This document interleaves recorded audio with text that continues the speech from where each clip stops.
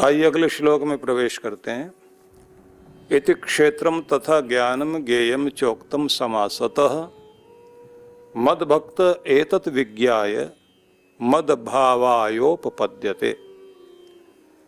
श्री कृष्ण कहते हैं कि इस प्रकार क्षेत्र ज्ञान ज्ञेय के विषय में मैंने संक्षेप में कह दिया है, बतला दिया है। इसे जानकर मेरा भक्त मेरी भावना को पाने योग्य बनता है, अर्थात मैं क्या चाहता हूं यह जानने वाला बन जाता है। इति क्षेत्रम तथा ज्ञानम ज्ञेयम चोक्तम, ये मैंने क्षेत्र के विषय में, ज्ञान के विषय में, ज्ञेय के विषय में कहा है, समासतः संक्षेप में कहा है। श्री कृष्ण कहते हैं कि मैंने ये सार रूप में संक्षेप में तुम्हें क्षेत्र के बारे में बता दिया और ज्ञान के विषय में बता दिया और जो जानने योग्य है उसके संबंध में बता दिया। तो मतलब यह है कि क्षेत्र हो गया आपका शरीर, इसके संबंध में बता दिया। और क्या बता दिया कि भाई ये तुम्हारा जो शरीर है ये नित्य नहीं है, हमेशा के लिए नहीं है, ये विनाशशील परिवर्तनशील शरीर है। क्योंकि जिस दिन जन्म हुआ उसी दिन इसके समाप्त होने की व्यवस्था भी बना दी गई। कोई भी चीज जोड़ी गई तो कब इसे विखंडित हो जाना है। जहां जहां से ये पदार्थ लेता जाएगा, बढ़ता जाएगा, आखिर में वहीं सारी चीजें सौंप दी जाएंगी, उसी तरह से ये विलीन हो जाएगा। ये क्षेत्र जो है विकार युक्त है, मतलब इसमें परिवर्तन होते हैं, इसमें बदलाव होते रहते हैं। और कमाल ये है कि इसको सजाता है जब भगवान तो बहुत सुंदर बना देता है, उसके बाद उसे अपनी ही कृति को फिर दूसरा रूप देना भी आता है। धीरे धीरे इतने सुंदर नाक नक्श वाला, इतनी शक्तिशाली और आकर्षण की शक्ति से युक्त को धीरे धीरे सारी चीजें जैसे अपने ही चित्र को अच्छे रंग वाले को बदरंग करता जा रहा हो। कोई ऐसा पेंटर तो नहीं देखा दुनिया में, वही है भगवान। और बाद में क्या कुछ करता है, सुंदर दांत दे करके फिर वो एक एक करके ले लेता है, मुंह पोपला कर देता है जैसे जो है छोटे बच्चे का होता है। और व्यक्ति जो है अगर पुराने चित्र को देखे और उस समय को देखे तो दोनों का मिलान करके और व्यक्ति कहता है ये देखो ये था मैं, ये हो गया। तो इस तरह का होने की बात नहीं है, बात तो उस तरह की है जिस तरह से आखिर में शरीर छूटेगा। जब उस स्थिति को देखें, जब आया था तो किस तरह का था और जब जा रहा है तो किस तरह का, कि बस ये शरीर ऐसा ही है जिसमें परिवर्तन होते रहते हैं। लेकिन देहाभिमान जो है वो आपके ज्ञान मार्ग में बाधक बन जाता है। ये मैं और ये मेरी वस्तुएं, ये मेरे पदार्थ और ये मेरी हैसियत, ये जो देहाभिमान है इसे कहा गया है कि ये व्यक्ति को बाधक बन जाता है ज्ञान के मार्ग में, कि तुम्हें इसकी वास्तविकता जाननी चाहिए। और साथ में ये भी बता दिया गया है कि इस संसार में ज्ञान प्राप्त करना आवश्यक है और ये भी जानना आवश्यक है कि जो इस दुनिया का अखंडित अविभक्त सब में समाया हुआ परम शक्ति, परम चेतना परमात्मा है, कि वही जानने योग्य है, उसी को तुमने जानना है। वही क्षेत्रज्ञ है, सब कुछ जानता वही है, तुम उसको जानो। श्री कृष्ण कहते हैं इस सब को मद भक्त एतद विज्ञाय, मेरा भक्त ये सब कुछ जब जान जाता है, मद भाव भावाय, मेरे भावना में, मेरे भाव में, उपपद्यते, वो मेरे स्वरूप को पाने के योग्य हो जाता है। अब इसको समझ लीजिए थोड़ा। कहते हैं कि जो कोई इस क्षेत्र को जान जाए, क्षेत्रज्ञ को जान जाए, मतलब शरीर को, शरीर के अंदर रहने वाली आत्मा को, जो इसको संचालित करती है, ब्रह्मांड, सृष्टि और इस सृष्टि के स्वामी को जो जान जाता है, क्योंकि ज्ञान गम्य उसको कहा है कि वो ज्ञान के द्वारा ही जाना जाता है, जो उसको जान लेता है, ऐसा फिर जो मेरी भक्ति से, अनन्य भक्ति से युक्त हो गया, एतद विज्ञाय, इसको जानने के बाद मद भावाय उपपद्यते, वह मेरे भाव से युक्त हो जाता है। वह मेरा भाव क्या है,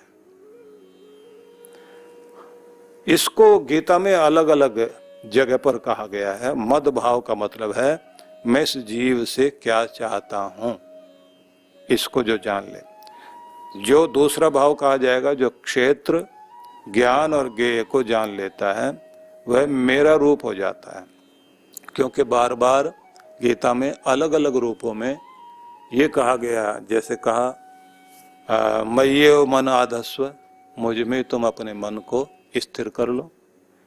मत परमा भक्तः, मुझ में पारायण भक्त, जो मेरे प्रेम से युक्त हो गए और उस आकर्षण में बंध गए। जैसे चंद्रमा पृथ्वी का चक्कर लगा रहा है, जैसे पृथ्वी सूर्य की परिक्रमा कर रही है, ऐसे आकर्षण में बंधे होने के कारण जैसे परिक्रमा करते हैं, जिस चीज को आप बहुत प्यार करते हैं, आप उसके इर्द गिर्द घूमने लगते हैं। तो जो मुझे इतना प्रेम करता है कि जिस दुनिया में कुछ और सूझता ही नहीं, मेरे इर्द गिर्द ही घूम रहा है, मेरे ही पारायण हो रहा है, इसी को परिक्रमा कहते हैं। इसलिए बड़ा महत्वपूर्ण है कि मंदिर में दर्शन करने के साथ फिर परिक्रमा का विधान है। परिक्रमा में मतलब है कि मैं तुम्हारे प्रेम में बंध गया हूं और मेरी दौड़ आप तक है, मेरी यात्रा आप तक है, मैं आपके लिए ही घूम रहा हूं। तो ऐसे ही विवाह संस्कार के समय में पवित्र अग्नि को साक्षी मान करके कि हम नियम मर्यादा के अनुसार ही, दिए गए सिद्धांतों के अनुसार, आदेश और उपदेश के अनुसार ही हम जीवन को चलाएंगे, मिलकर चलेंगे। तो उस रूप में वे एक दूसरे का हाथ पकड़ करके परिक्रमा करते हैं।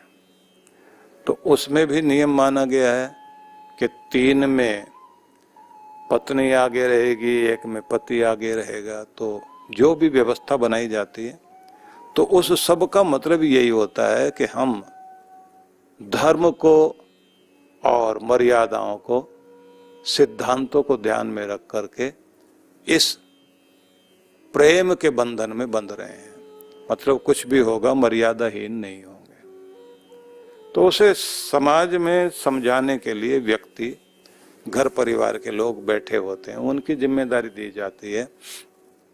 जो परिवार में जैसे कभी कभी घर के किसी बड़े से को बुलाया जाता है विवाह के अवसर पर, या फिर वर के जीजा जी को बुला के कहा जाता है कि वर वधू दोनों के सिर मिलाओ। उसका मतलब होता है जिम्मेदारी लो, तुम जोड़े रखना दोनों की खोपड़ी में जो विचार अलग अलग अपना अपना स्वभाव है, तो ये भिड़ेंगे जरूर, इन्हें मिलाए रखना है। बड़ों को भी बुलाया जाता है, तुम भी आओ, पीछे से दोनों के सिर पे हाथ रख करके कहो कि हमारा आशीर्वाद तुम्हारे साथ है। समाज चारों तरफ बैठा होता है, वो कहता है कि हमारे सामने तुमने ये सारे वचन दिए हैं, इसलिए इन वचनों के साथ तुमने जो है अपने जीवन को व्यतीत करना है। तो उसी को ध्यान में रख करके अपनी जीवन यात्रा को चलाना होता है। यहाँ भी ये बात ध्यान रखने की है कि भगवान का होकर भगवान के प्रेम में बंधकर फिर उससे ही जीवन का लक्ष्य मान करके जो जीवन जीने लग जाए और भगवान के भाव में, भावना में, अनन्य भाव में जब व्यक्ति आ जाता है तो कहता है, गीताकार जो यहाँ बताते हैं वो यही कहते हैं कि फिर वो मुझे ही प्राप्त कर जाता है। तो यहाँ एक शब्द और है जिसे कहा गया है मद भावाय। मद भाव शब्द समझ लीजिए, मेरे भाव को प्राप्त कर जाता है। अब मद भाव क्या कि मैं जीव से क्या चाहता हूं, भगवान हमसे क्या चाहते हैं। कोई पिता अपने बच्चे को किस रूप में देखना चाहता है, कोई गुरु अपने शिष्य को किस रूप में देखना चाहता है। हर एक की अपनी एक दृष्टि है। माता पिता चाहते हैं मेरा बच्चा लायक बने, पहले तो अपने लायक बने, समाज के योग्य बने, हमारा भी ख्याल रखे, पूर्वजों की पगड़ी का भी ध्यान रखे, इस धरती के लिए भी ऐसा कुछ करके जाए कि इस धरती पर हमारे कुल खानदान का नाम जीवित रहना चाहिए कि कोई आया ऐसी संतान। क्योंकि संतान का अर्थ ही होता है, सम कहते हैं ना सम्यक रूप से, और तनु विस्तारे धातु है, जो अच्छे ढंग से अपने कुल परिवार की मर्यादाओं को, परंपराओं का विस्तार करके जाए, रहे सहे को समेट के खत्म ना कर जाए। तो इसलिए तनु, तनय, तनया ऐसे शब्द बेटा बेटी के लिए प्रयोग होते हैं ना। तो इस तरह से हम ये समझें कि संतान के प्रति हमारी जैसे कामना है और गुरु जैसे चाहता है कि ज्ञान की परंपरा पीछे से चली आ रही है। और वो पीछे से कहाँ से, जैसे भगवान श्री कृष्ण ने कहा कि ये ज्ञान जो आज मैं दे रहा हूँ ये अनादिकाल से चला आ रहा है, लेकिन ये चलते चलते ब्रह्मा से होकर के और समस्त देवताओं से होकर के ये आगे चलता चला गया और फिर ये लुप्त हो गया। और उस लुप्त ज्ञान को मैं फिर से प्रकट कर रहा हूं और ये मैं तुम्हें दे रहा हूं। तो ऐसे ही गुरु जो है युग के आधार को ध्यान में रखकर, समय को ध्यान में रखकर प्राचीन चले आ रहे ज्ञान विज्ञान को शिष्य के हृदय में स्थापित करता है और स्थापित करके कहता है कि अब तुम एक दीप बन गए हो और दीप बन करके तुम भी जहां भी जाओ वहां रोशनी फैलाओ, खुद भी रोशन रहो और संसार को भी रोशन कर दो। तो ये अपने आपे में एक बड़ी चीज है। देखा जाए तो आप जैसे इन दिनों में बरसातें शुरू होती हैं तो छोटे छोटे नदियों के बीच में छोटे से द्वीप होते हैं, या कोई बड़ी नदी होती है, महानदी होती है, तो वहां पर जो पेड़ होते हैं उनमें कभी जाकर आप देखें सांझ का समय हो, इतने इतने जुगनू इकट्ठे होते हैं उस समय, और सारे जुगनू पेड़ के चारों तरफ आकर के ऐसे खड़े हो जाते हैं। ऐसा लगता है कि जैसे किसी घर में शादी ब्याह का अवसर होता है ना, तो वो पेड़ पौधों पर छोटी छोटी लाइटें लगा देते हैं और वो टिमटिमा रही होती है। तो ऐसे अनेक पेड़ों के ऊपर जो है वो टिमटिमा रहे होते हैं। और सामने जो है अगर चांदनी रात है तो झील में, उस नदी में वो उसकी छवि दिखाई देती है, चांद का रूप दिखाई देता है। तो ऐसा लगता है जमीन आसमान सब जगह रोशनी फैल गई है और चांद नीचे भी है, चांद ऊपर भी है, और वो उन जुगनुओं की छवि भी दिखाई दे रही होती। तो एक स्वर्गिक आनंद दिखाई देता है उस समय। ऐसा लगता है कि जैसे स्वर्ग का वातावरण चारों तरफ फैल गया। तो कोई भी अच्छे लोग जो हैं, मतलब जो गुरु को सुनने वाले मानने वाले लोग हैं, वो तो साधारण जुगनू की तरह हो जाते हैं, लेकिन जहां भी रहेंगे सारे मिलकर के एक सुंदर वातावरण बनाते हैं। लेकिन जो गुरु का वह शिष्य बन जाता है जिसके अंतर में गुरु उतर आते हैं, तो वह दीप बन जाता है, गुरु दीप बन जाता है। और गुरुदीप बन करके फिर वो जहां भी जाए वो चलता फिरता गुरु का एक संदेश वाहक हो जाता है, एक मैसेंजर हो जाता है। और फिर मैसेंजर बन करके गुरु में कर देता है दुनिया को। गुरु में करके जैसे गुरु का रूप ही चारों तरफ फैल गया और इतना अनंत प्रेम अपने हृदय में रखता है कि मुझे सुख साधन और दुनिया की जितनी भी चीजें हैं ये तो गुरु कृपा से मिलती ही जाएंगी, इसमें कमी नहीं होगी, लेकिन मैं इतने से जीवन नहीं चलाऊंगा। मेरी पूरी कोशिश रहेगी कि मैं गुरु के ज्ञान को, उनके द्वारा दिए गए प्रेम को दुनिया तक दे सकूं। तो इसे कहा जाएगा कि ये गुरु जो चाहते हैं वो हुआ। और फिर गुरु ये कहते हैं कि सिर्फ मैं जो चाहता हूं वो नहीं, परमात्मा जो तुमसे चाहता है वो भी तुम पूरा करो। तो परमात्मा अपने जीव को, अपने मनुष्य को किस रूप में देखना चाहते हैं, वो कैसा होना चाहिए, एक अच्छा इंसान किस तरह का इस धरती पर, एक उत्तम मानव कैसा होना चाहिए। मजे की बात यह है कि इसी के लिए दुनिया भर में कोशिशें हो रही हैं। शिक्षा के जितने भी केंद्र बने हुए हैं धरती पर, वो एक अच्छा मानव बना सकें उसके लिए कार्य कर रहे हैं।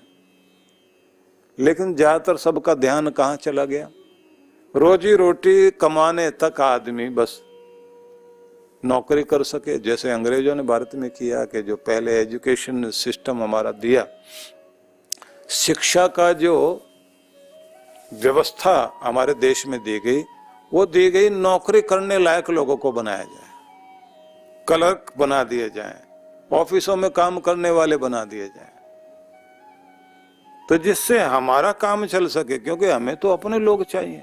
तो उन्होंने जो है उस तरह के लोग, यहाँ के भारतीय लोगों को उस तरह से उन्होंने कर दिया। और कमाल की बात ये, उनके व्यापार वगैरह को छीन लिया। शिक्षा के जितने भी केंद्र थे हमारे, गुरुकुल थे, बंद करा दिए। हाथ में अपने ले लिया सब कुछ, बस तुम नौकरी करने लायक बने रहो। और बड़ी नौकरी, बड़ी शिक्षा तुम्हें दी नहीं जाएगी, उसके लिए जाना है तो लंदन जाके पढ़ो, वहां से भी तुम आओगे तो हमारे नौकर ही बन सको। तो यहाँ के उद्योग भी बंद करा दिए गए। जूट का बिरला जी को सबसे पहले अपना कारखाना लगाना चाहते थे, तो उसके लिए बड़ी मुश्किल आई, होने नहीं दिया उन लोगों ने। बैंकों से सहयोग मिल सके वो नहीं लेने दिया। किस तरह से उन्होंने शुरुआत की और जैसे उन्होंने जूट के कल कारखानों के द्वारा आगे व्यापार को बढ़ाया, भारत को एक नई शक्ति देने के लिए कार्य किया। तो यहीं से उद्योग का एक रूप, जैसे जमशेदजी टाटा ने भारत को एक नई शक्ति दी। तो मैं ये बताना चाहता हूं कि शिक्षा केवल मात्र इतने पर निर्भर हो गई है पूरी दुनिया में। या तो आपको बिजनेस भी सिखाया जा रहा है, रोजी रोटी कमाने के साधन जिससे मिल जाए वो सब चीजें दी जा रही हैं। स्किल डेवलपमेंट पर काम हो रहा है कि जिससे आप जो है कुछ भी छोटा मोटा करके अपना पेट भर सको। तो इसे कहा जाएगा अर्थकरी विद्या।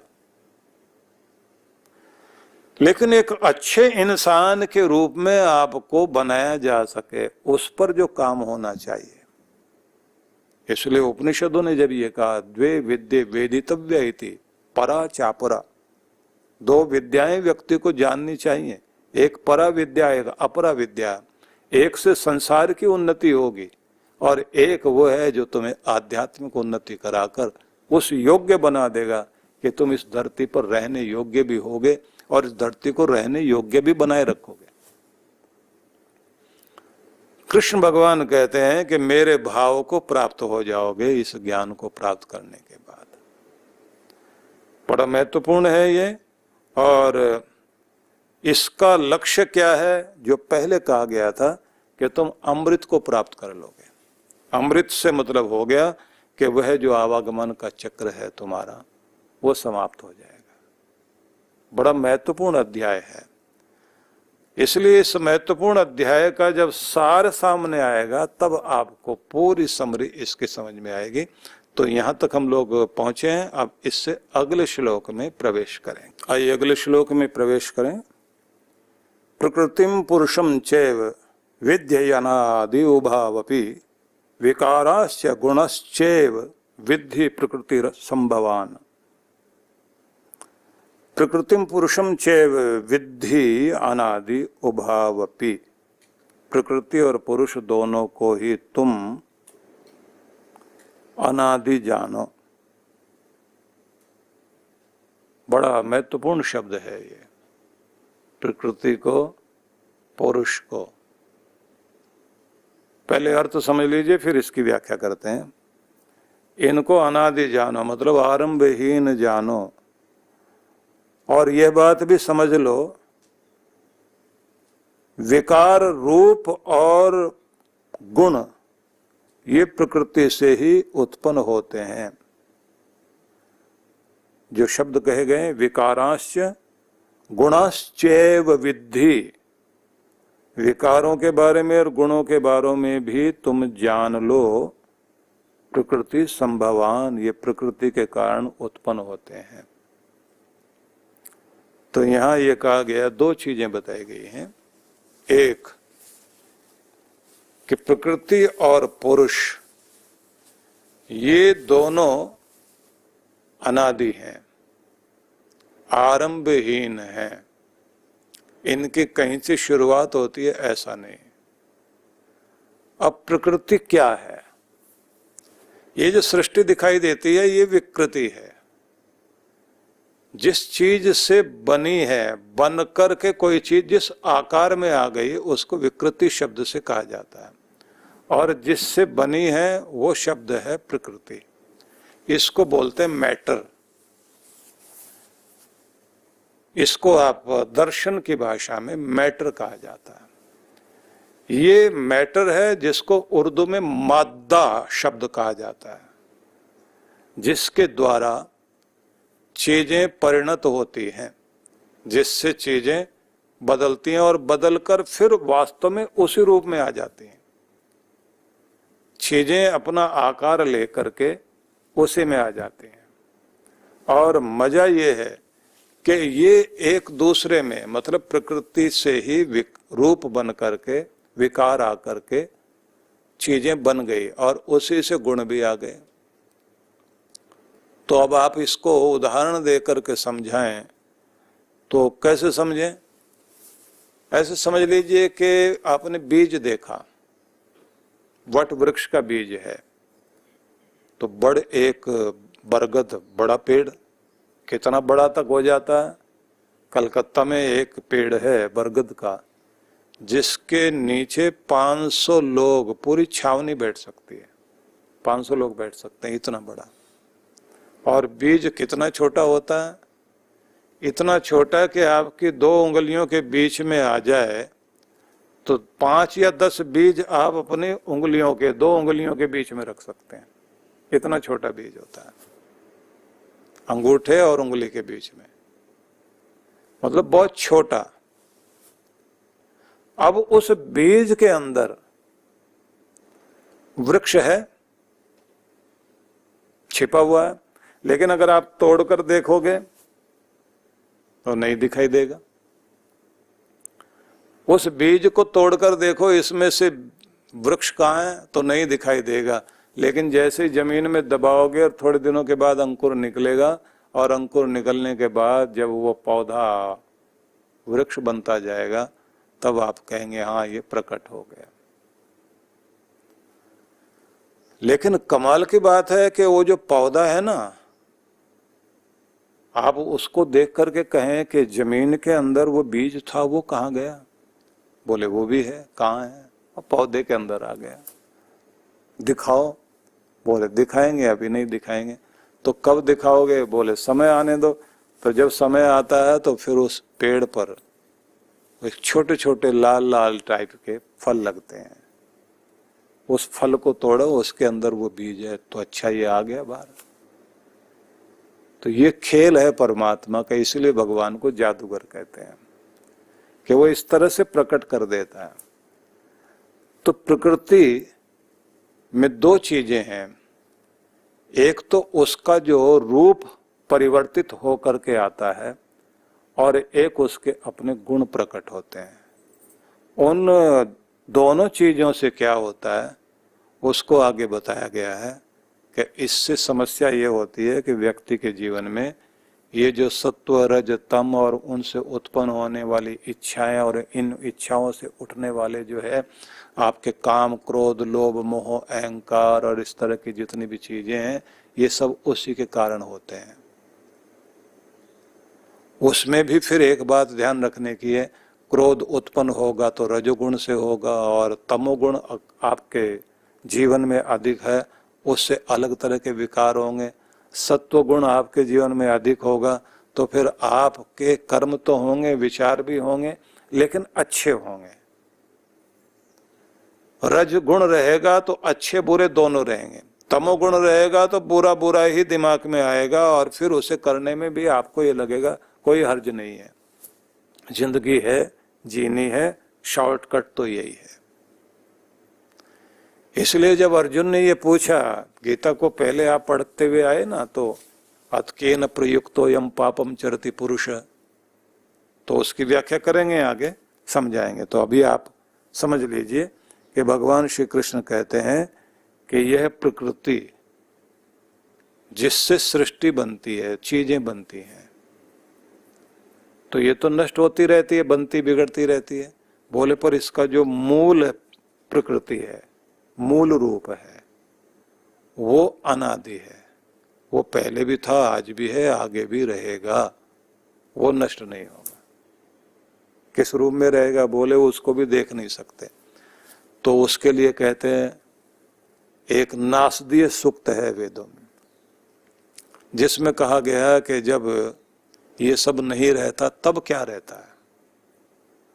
तो कहते हैं कि उस समय जो है धुंध जैसी चीज जैसे हो जाती है ना अंधेरा ना उजाला ना आकार ना आकारहीन, मतलब सारी चीजें अपने सूक्ष्म रूप में आकर के समा जाती हैं। कौन कौन चीजें बोले ये आपका सूरज भी कण कण होकर इतने छोटे पार्टिकल्स में आ जाता है, उतने छोटे रूप में आ जाएगा कि इसके वो कण भी चमकते हुए नहीं दिखाई देते, क्योंकि इसी का तो टूटा हुआ रूप आपकी धरती है जो ठंडी होते हुए धरती बनी है। आग जलती है तो जब वो बुझ जाती है तो उसकी राख देख लीजिए ना आप, इतना छोटा छोटा कण के रूप में सब चीजें मिक्स हो जाती हैं, पानी तक उसका भी वो रूप जैसे भाप बन के उड़ जाता है ना। तो ऐसे रूप में बना करके वो मूल प्रकृति में बना करके परमात्मा चारों तरफ उसको ऐसा रख लेता है और उसके बाद आत्मा छोटी बड़ी हो जाए वो टुकड़े हो जाए ऐसा नहीं है, उनकी व्यवस्था बनती रहती है आगे कि वो आगे जाकर के कहाँ किस जगह पर जन्म की व्यवस्था में जाना है वो आगे वहां जाते हैं। जो मोक्ष की अवस्था में पहुंच गए हैं वो परमात्मा के परमानंद को भोगते हैं। अब एक जगह सृष्टि का लय हो गया, प्रलय हो गया, प्रलय में भी जो है महाप्रलय जब होती है तो सब नष्ट हो जाता है, और जो ये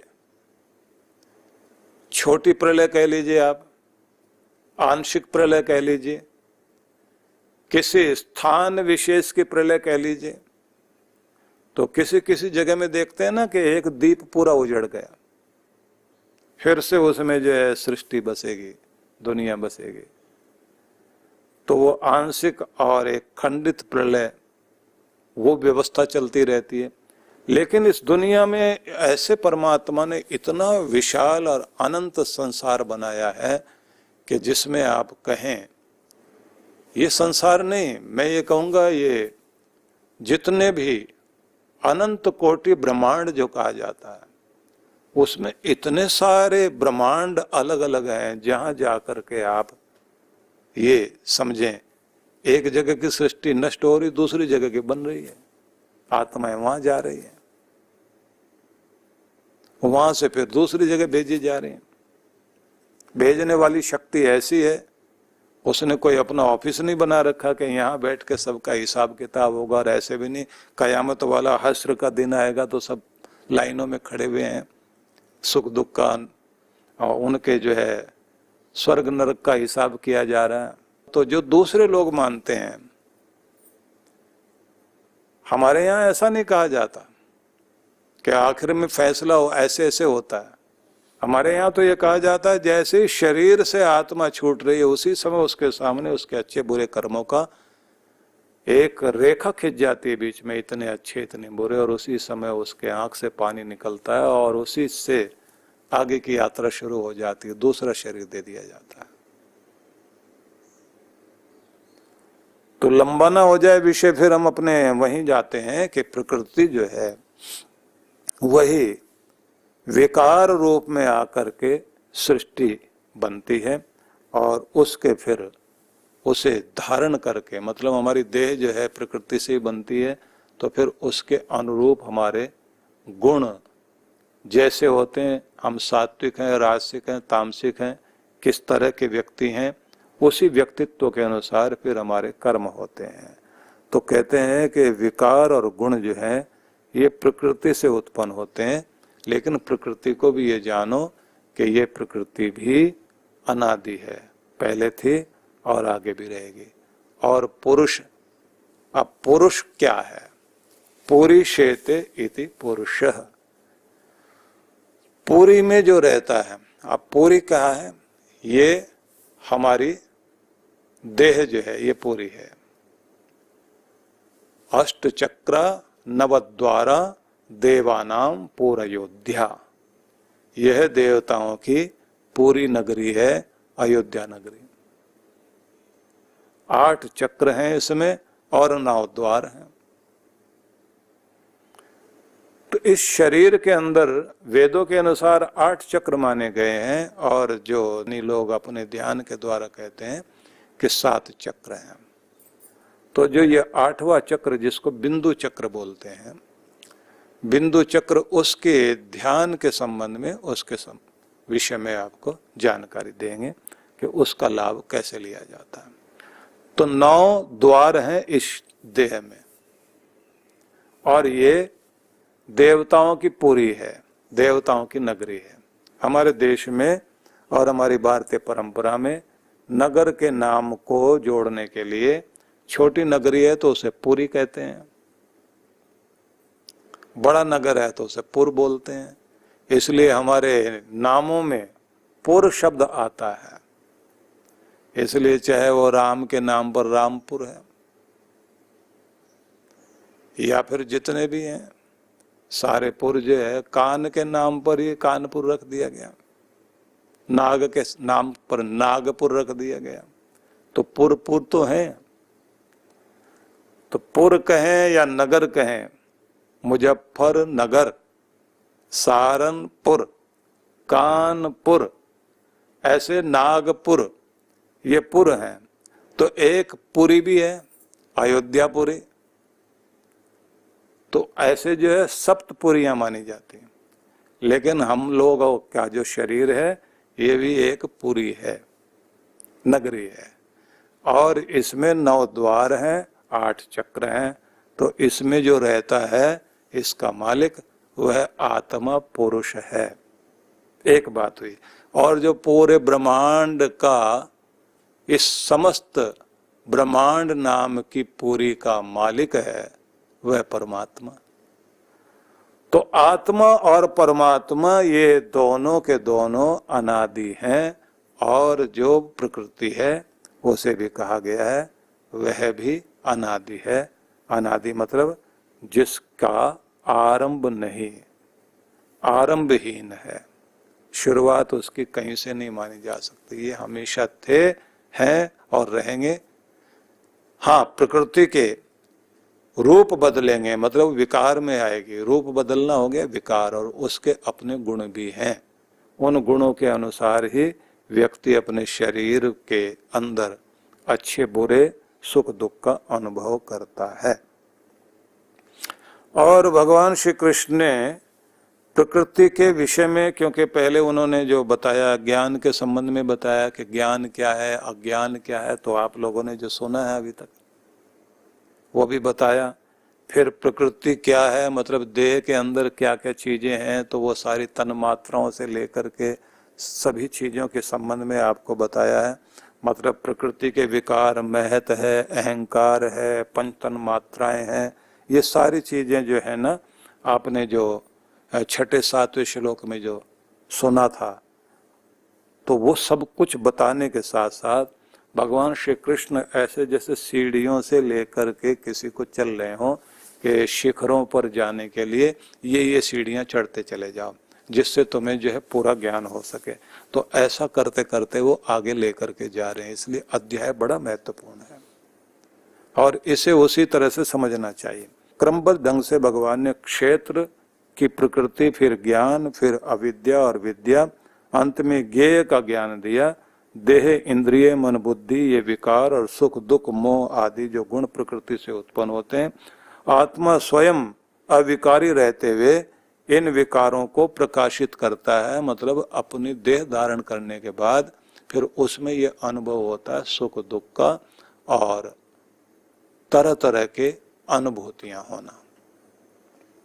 क्या अर्थ समझ में आया कि आत्मा इन सब चीजों से अलग है, लेकिन जब देह धारण कर लेता है तो फिर देह धारण करने के बाद प्रकृति के कारण सुख दुख की अनुभूतियां होती हैं। गर्मी, सर्दी, हानि, लाभ, अच्छा बुरा, कोमल कठोर, सब देह के कारण महसूस होता है।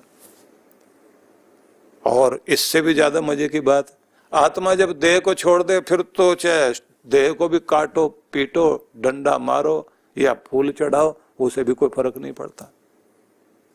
और आत्मा जो निकल कर चला गया तो उसे भी कोई फर्क नहीं पड़ता। लेकिन जब प्रकृति से संबद्ध हो गया, देह में जुड़ गया, तब सुख दुख की अनुभूति, आत्मा उसमें है, देह उसको, देह के माध्यम से फिर सुख दुख की अनुभूति होती है। तो अब अगला श्लोक, क्योंकि कितना भी कुछ समझा लें उसके बाद में फिर जो है बहुत सारे अगर मगर किंतु परंतु सब चीजें शुरू रहती हैं। उसका मतलब होता है कि कुछ और प्रश्न बाकी रह गए। तो शंका छोटी हो या बड़ी हो, लघु हो या वृद्ध हो, बृहद हो, तो वो सारी की सारी जागृत होती रहती हैं और व्यक्ति को जो है अपना समाधान चाहिए। अब समाधान चाहिए तो व्यक्ति जो है उनके बारे में कि ऐसा है तो ऐसा क्यों है और वैसा है तो वैसा क्यों है, तो फिर व्यक्ति अति प्रश्न करने लग जाता है। जैसे जो है उपनिषदों में वर्णन आता है कि बहुत सारे प्रश्न याज्ञवल्क्य के सामने गार्गी कर रही है, तो उनको आखिर में बोलना पड़ा कि अति प्रश्न मत करो, तुम्हारा सिर गिर जाएगा, सिर चकरा जाएगा। कि तुम्हारी बुद्धि इससे नापते नापते तुम कहां तक जा सकते हो। जो असीम है, जो अनंत है, उसको हम कैसे नाप लेंगे। फिर तो हमारी हालत वही होगी कि हम बगुले को समझा रहे होंगे मेंढक बने हुए कुएं के अंदर, ये इतना सा समुद्र होता होगा। व्यक्ति वहां तक जा नहीं सकता। इसलिए अभी आकाश में भी जानने के लिए दुनिया का सबसे बड़ा अमीर आदमी जो है कितने करोड़ों डॉलर खर्च करके और थोड़े समय के लिए स्पेस में जाकर देखने के लिए क्या अनुभूति करके आते हैं, स्पेस में क्या होता है, कैसा होता है। ऋषि मुनि तो ध्यान में बैठ करके स्पेस में, आकाश में ग्रह नक्षत्र किस रूप में कार्य कर रहे हैं। अर्जुन को तो भगवान श्री कृष्ण ने पूरी फिल्म ही दिखा दी थी कि तुम जो है बस अपने अंदर देखना चाहते हो या बाहर, तो उसको बाहर देखना था। कृष्ण भगवान ने कहा तुम्हें दिव्य दृष्टि देते हैं, तो उसके बाद दृष्टि दी, तो वो देख रहा है कि सारी चीजें जितनी भी दुनिया की हैं वो सब भगवान के मुख में जा रही हैं और वहीं से प्रकट भी हो रही हैं, नष्ट होती भी जा रही हैं और वहीं से उत्पन्न होकर नया रूप धारण करते हुए संसार में आ रहे हैं। एक देह बूढ़े की अग्नि ज्वाला में जा रही है भगवान के मुख में, और वहीं से एक छोटा सा बच्चा जन्म लेता हुआ और बड़ा होता हुआ जा रहा है, और चक्र घूमता हुआ फिर आ रहा, एक बीज वृक्ष बनता जा रहा है, और जो वृक्ष बन गया था वो सूख गया, लकड़ी बन गया, वो फिर जलता नजर आ रहा है। इस तरह से संसार की यात्रा चल रही है। सारी चीजें अपने मूल रूप में पहुंच रही हैं, मूल रूप से फिर जो है नया रूप धारण कर रही हैं। तो अगले श्लोक में प्रवेश करेंगे, अगले चरण में, तो कल इस यात्रा में आगे बढ़ेंगे।